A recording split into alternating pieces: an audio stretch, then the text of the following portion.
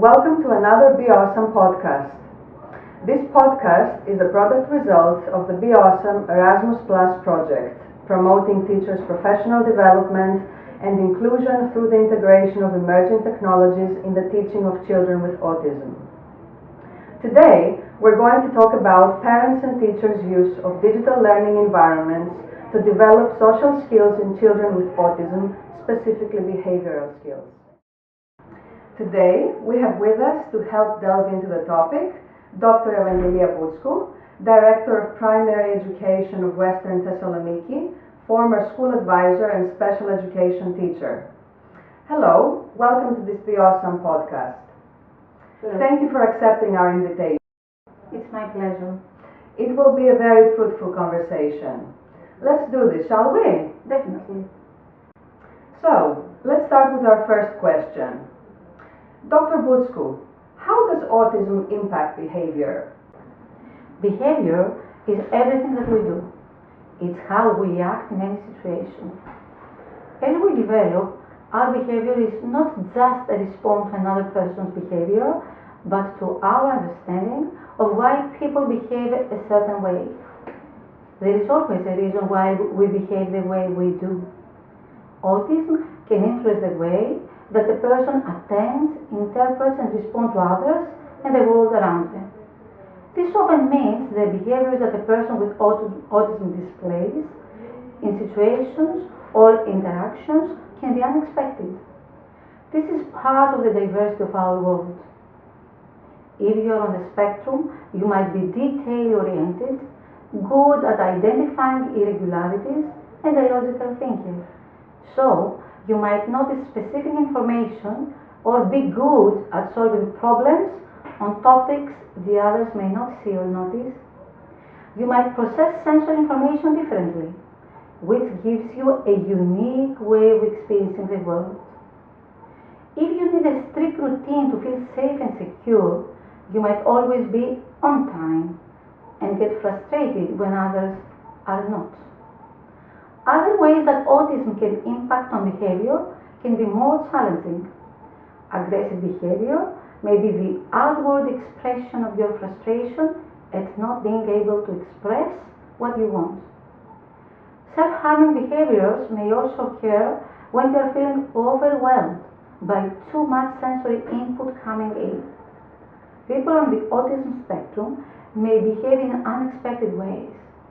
Reasons for this can include the following: being unaware of other people's wants, needs, or desires, having trouble communicating your own needs, wants, or desires, finding it hard to predict other people's behaviors and not knowing what behaviors are expected in different situations, having underlying physical, neurological, mental, or emotional health issues that impact your well-being, having sensory issues that you are responding to, such as lights, or touch causing pain, or loud noise making it difficult to focus, being hypervigilant or unable to self-regulate, which means you are more reactive in a situation rather than stopping and thinking before acting. People with autism may be more detailed in developing what is known as theory of the mind, or may not develop it at all. Overall, theory of mind involves understanding another person's knowledge, beliefs, emotions, and intentions, and using that understanding to navigate social situations. This can lead to some of the behaviors mentioned above, such as not knowing what behaviors are expected in social situations. What are behaviors of concern? Generally speaking, a behavior becomes a behavior of concern when it starts to impact our quality of life or negatively affects those around us. When a behavior becomes a concern, it is important to identify the reason for this behavior. Often, a concerning behavior happens when a person with autism cannot cope or is overwhelmed, but it is unable to express it. All behaviors have one or more triggers that prompt them, such as an interruption to a routine, a particular noise, or an object that brings back a painful and overwhelming memory. Once the reason for the behavior is understood, strategies can be put in place to minimize it or to replace it with a new, more beneficial behavior. The best way to reduce behaviors of concern is to ensure you understand why the behavior is occurring in the first place. Sometimes the reason may seem obvious, but more often than not, the reason the person is displaying a behavior is complex. There are many different techniques and strategies that are used in behavioral interventions, and there is no single approach that works for everyone. If one isn't successful, it doesn't mean another won't be. Often, they work best as part of a multi-component approach.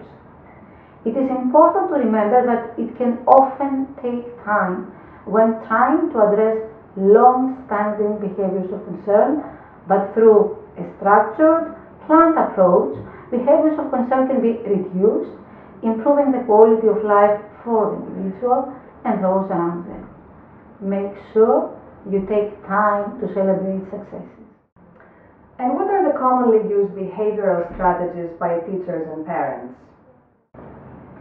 There are different behavioral strategies that are used at schools and at home. For example, ABBA, Applied Behavioral Analysis. When talking about behavioral interventions, you might hear the term Applied Behavioral Analysis or ABBA. This is sometimes called Early Intensive Behavioral Intervention or Intensive Behavioral Intervention. All of these terms refer to a range of techniques or strategies that are sometimes used in behavioral intervention. Generally, they involve identifying a behavior or skill, setting a goal towards it, and teaching in it a highly structured way, in tiny steps that can be easily achieved. Progress is measured throughout, so that changes can be made to suit the person's needs. Early intensive behavioral intervention assists children on the autism spectrum by combining several therapies or elements of therapies to create a targeted approach. Another strategy is using positive reinforcement to encourage behaviors. Positive reinforcement is when something positive occurs after a desired behavior occurs, such as receiving praise or getting to do something we like as a reward for the new alternative behavior. Positive reinforcement can help motivate the person showing concerning behaviors to use new skills or desirable behaviors. Note that some people on the spectrum respond best to concrete reinforcement as they can have difficulty understanding how other people feel. When using positive reinforcement, make sure the reward is something that will really motivate them. It could be verbal praise or a token, such as a treat or an activity they enjoy, time spent on their favorite interests, etc. Combine the token with verbal praise. Use descriptive praise to communicate clearly what they are being praised for. For example, saying, "I really like the way you wash your hands with the soap." In the beginning, use the positive reinforcement every time they demonstrate the new skill or behavior. Once the skill is learned, gradually fade the reward out. Don't be tempted to offer the reward before the behavior. Then it is no longer reinforcing the behavior, it is creating it through bribery, which is less effective in the long term. In addition, never take a reward away or use it as punishment. If positive reinforcement is not working, review it to look at why and just adjust. Another strategy is antecedent-based interventions. Antecedent-based interventions are modifications made to an environment or context with the aim of changing or shaping a person with autism behavior. They are typically implementing following a behavioral assessment factoring in the environment that may be impacting.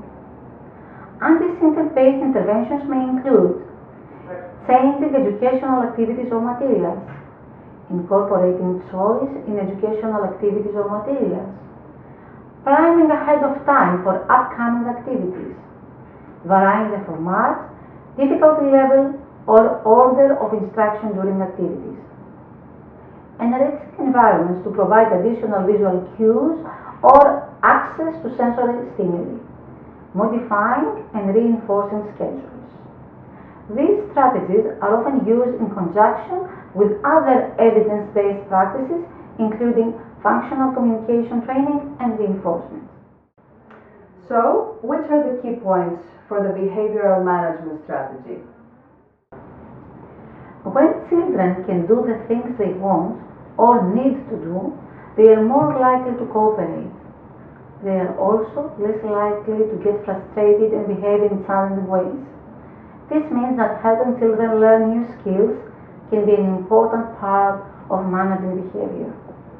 When children learn new skills, they also build independence, confidence, and self-esteem.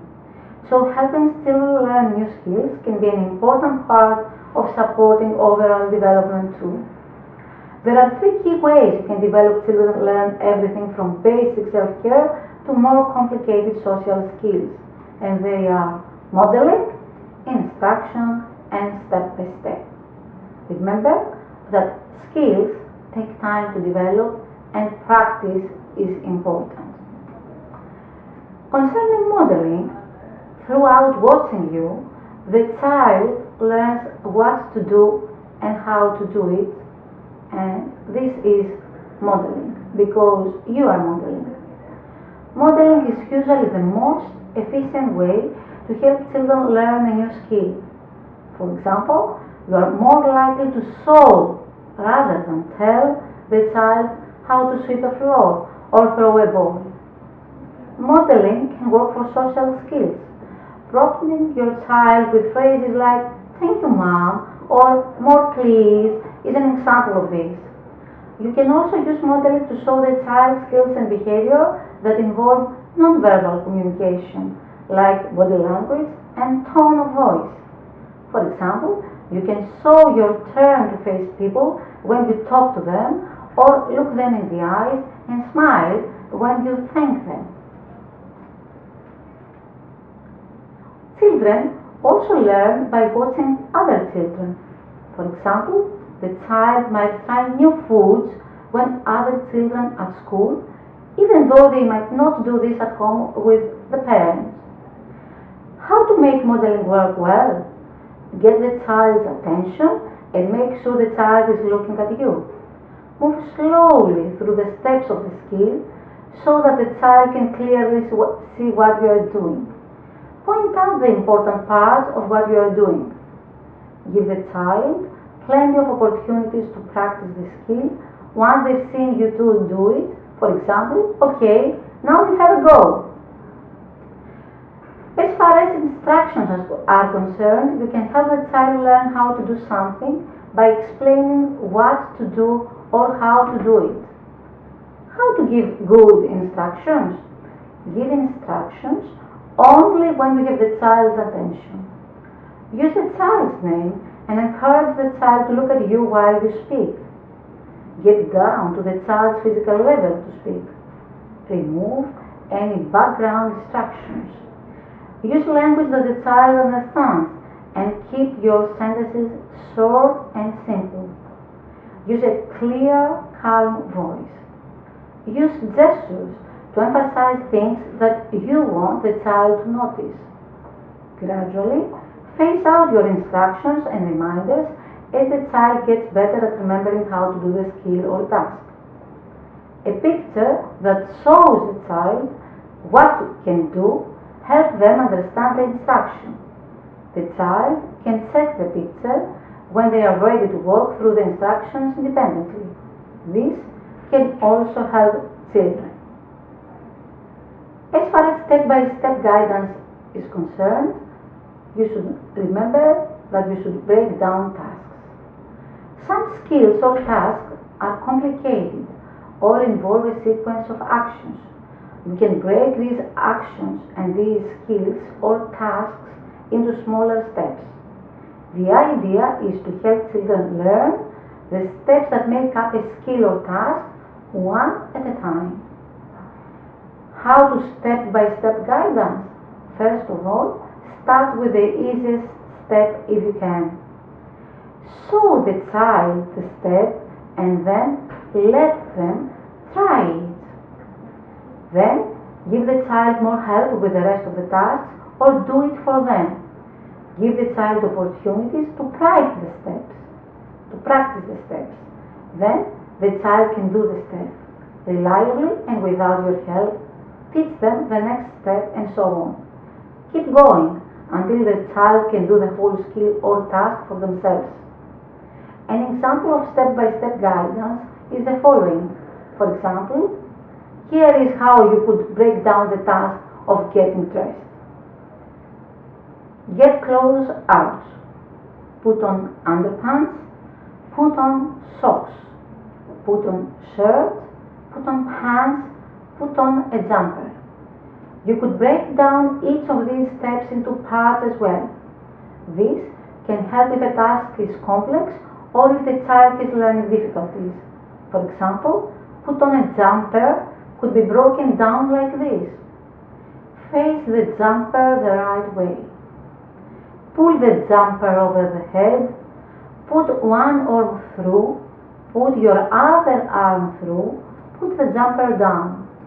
Remember that behavior might get worse before it improves, especially if you are asking more from your child.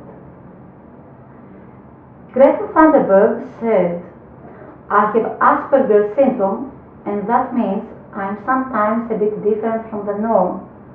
And given the right circumstances, being different is a superpower."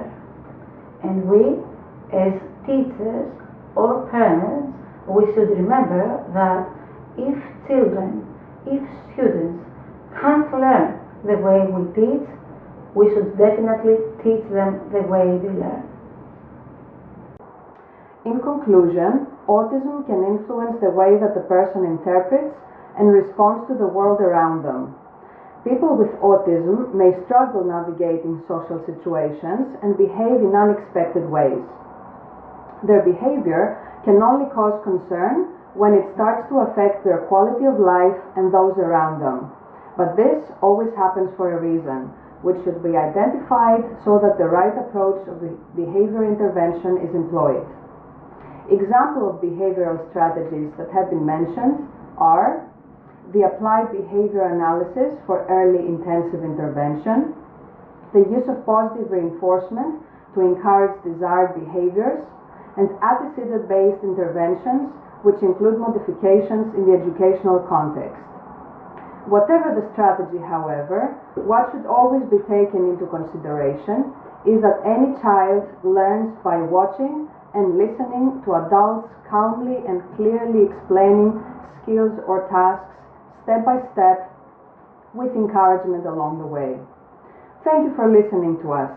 If you liked it, don't forget to share.